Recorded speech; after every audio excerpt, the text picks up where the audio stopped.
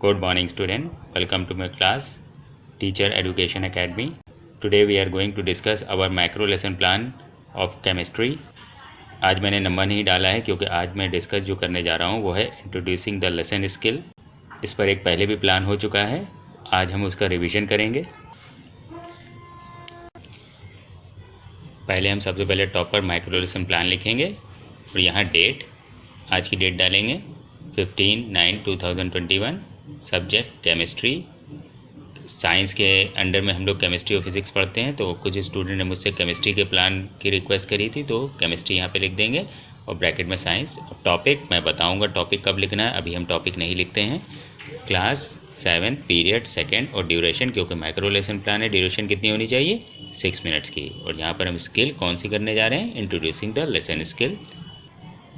तो किसी भी स्किल को जो हम लोग स्टार्ट करते हैं तो उसके कुछ कंपोनेंट्स होते हैं जिससे वो स्किल बनाई जाती है। तो पहला जो कंपोनेंट्स है वो है questions asked according to age and class of the students. फिर questions are based on previous knowledge of the students. Questions related to objectives of the lessons. फिर questions are asked in sequence और last है questions asked according to requirement. ये इसके components हैं। अभी हम लोग इसको 1 बाय 1 डिस्कस कर लेंगे। इंट्रोड्यूसिंग द लेसन में हम लोग क्या करते हैं, प्रीवियस नॉलेज लिखते हैं। जो स्टूडेंट को इस लेसन के बारे में पहले क्या आता था तो वो क्या है, तो प्रीवियस नॉलेज में students have general knowledge about kinds of materials and there uses. तो इंट्रोड्यूसिंग द लेसन जो होता है, इसको हम लोग जब हम लोग लेसन प्लान अपना शुरू करते हैं तब हम लोग इंट्रोड्यूसिंग द लेसन का, इसमें कुछ क्वेश्चंस होते हैं जो हम लोग स्टूडेंट से पूछते हैं, जो उसकी प्रीवियस नॉलेज पर बेस्ड होते हैं। और जब वो हम क्वेश्चंस पूछ चुके होते हैं तब हम लोग अपने टॉपिक को लिखते हैं। अभी आप समझेंगे जब हम इसको प्रेजेंट करेंगे। प्रीवियस नॉलेज के बाद हम लोग इंट्रोडक्टरी क्वेश्चंस पूछते हैं। ये आपको नहीं पूछना है, ये टीचर एजुकेशन एकेडमी मेरे चैनल का नाम है, इसको आप सब्सक्राइब कर लीजिएगा। सबसे क्या करते हैं, हम लोग कुछ क्वेश्चंस बनाते हैं इंट्रोडक्टरी क्वेश्चंस में, और मिनिमम जो हम लोग के होते हैं 3 क्वेश्चंस आप इसमें बनाते हैं और मैक्सिमम हमारे 5 क्वेश्चंस हो सकते हैं।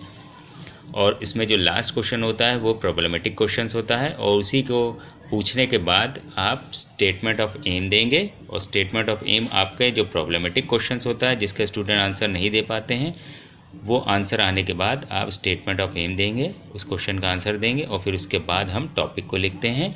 तो देखते हैं, हम शुरू करते हैं अपना। तो यहाँ पर हम सीरियल नंबर लिखते हैं, पीपल टीचर्स एक्टिविटी, और यहाँ पर पीपल रिस्पॉन्स होगा, और यहाँ पर हमारा कंपोनेंट्स होते हैं। तो जो अभी हमने कंपोनेंट डिस्कस किए हैं उसके सिर्फ नंबर्स हम लोग लिखते हैं। चलिए स्टार्ट करते हैं। तो हम लोग क्या करें, showing a wire people teachers will ask. आप क्या करेंगे, इसको पहले हमने डायरेक्ट क्वेश्चंस करे थे जो प्रीवियस हमने जो है प्लान बनाया था इंट्रोड्यूसिंग द लेसन पे। यहाँ पर हम थोड़ा सा एक डेमोन्स्ट्रेशन करके स्टूडेंट से क्वेश्चंस इस तरह से भी आप पूछ सकते हैं। तो हम क्या करते हैं, showing a wire people teacher will ask. तो आप क्या करेंगे, इस तरह से एक स्टूडेंट को एक वायर दिखाइएगा, ठीक है, और फिर उससे क्वेश्चंस करिएगा। क्वेश्चन क्या होगा, which material do you see of this wire. Answer क्या है, we see plastic material of the wire, क्योंकि हमको पता है कि स्टूडेंट को सिर्फ ये प्लास्टिक का ही वायर दिख रहा है, जो मटेरियल जो दिखाई दिया वो प्लास्टिक का दिखाई दिया। और फिर उसके बाद हम क्या करेंगे, removing the insulation of the wire people teacher will ask. अब आपने क्या किया कि ऊपर से केसिंग हटा दिया इसकी जो, और फिर स्टूडेंट को इस तरह से हमने वायर को फिर दिखाया, और स्टूडेंट से आपने क्वेश्चन किया which material came out from the wire. तो स्टूडेंट को जो दिखाई दिया वो इस तरह से उसको मेटल का पीस दिखाई देगा जो कि कॉपर का बना हुआ है, तो copper material came out from the wire. और फिर what will happen if we touch and open and live wire.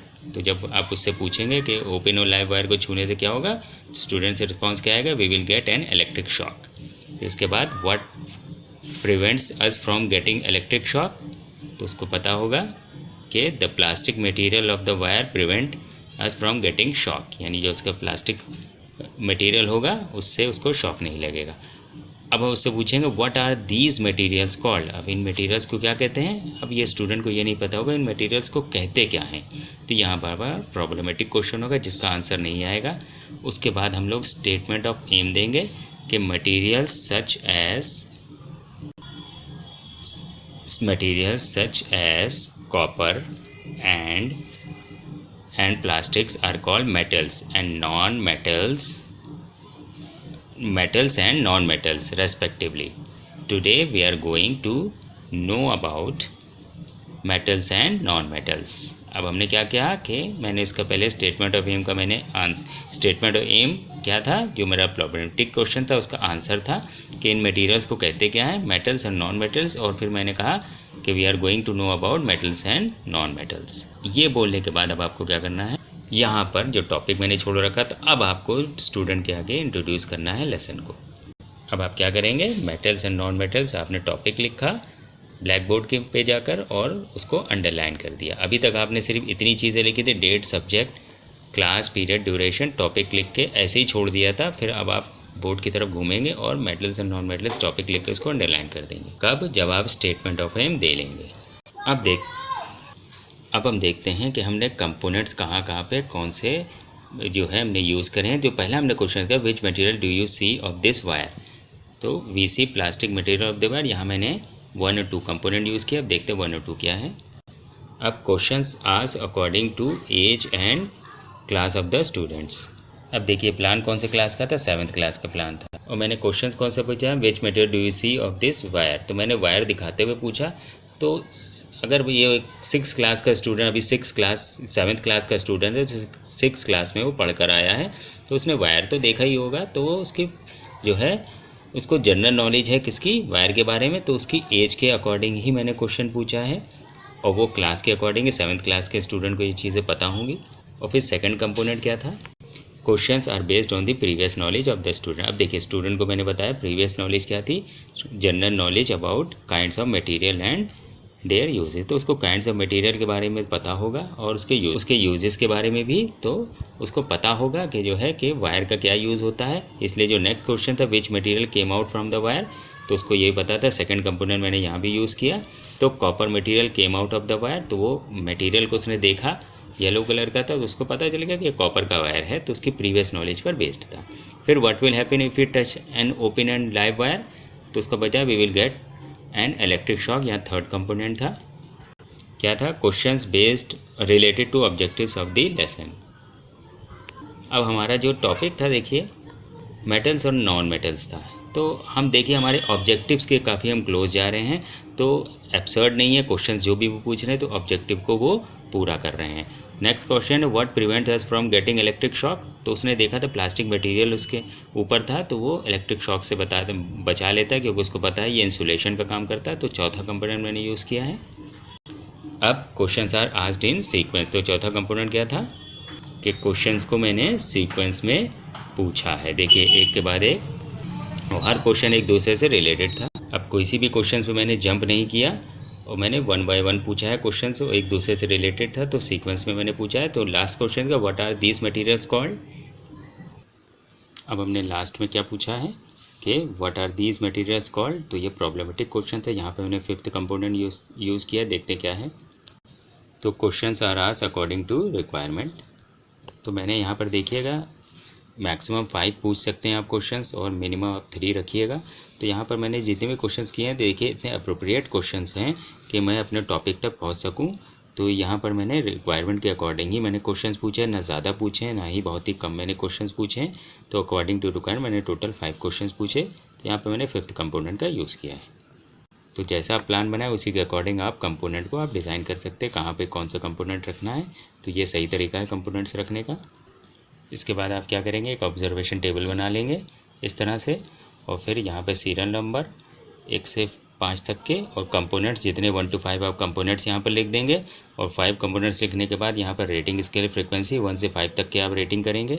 Her components को मैं रेट देता हूँ यहाँ से 1 से 1 to 5। अगर एक आपको इसमें कुछ नहीं करना है, या आपके सुपरवाइज़र होंगे जो आपको इस पर रेटिंग देंगे। अगर वो उनको लगता है कि आपने प्लान बहुत अच्छा पढ़ाया है तो आपको 5 देंगे, वेरी गुड। 4 अगर देते हैं तो गुड, 3 का सेटिस्फैक्ट्री, 2 का नॉट सेटिस्फैक्ट्री, और 1 होगा तो पुअर है। तो वो जो भी उनको लगता है तो उसको सर्किल आउट कर देंगे या टिक लगा देंगे उसको, लेकिन हर कंपोनेंट्स पे आपको वो रेटिंग देंगे। फिर उसके बाद यहाँ पे सजेशन फॉर इम्प्रूवमेंट, जो आपकी टीचिंग को बेहतर करने के लिए जो भी सजेशन होगा यहाँ पर देंगे। और लास्ट में क्या करते हैं, वो अपनी सिग्नेचर कर देंगे यहाँ पर, और आपका लेसन प्लान यहाँ पर कंप्लीट हो जाएगा। तो इस पेज पे आपको कुछ नहीं करना है, जो भी करना है आपको ऐसे लिख के छोड़ देना है, सुपरवाइज़र आपको देंगे। तो यहाँ पर आपका लेसन प्लान कंप्लीट होता है, introducing the lesson. I hope आपको समझ में आया होगा। तो आज के लिए इतना ही रखते हैं। Thank you very much.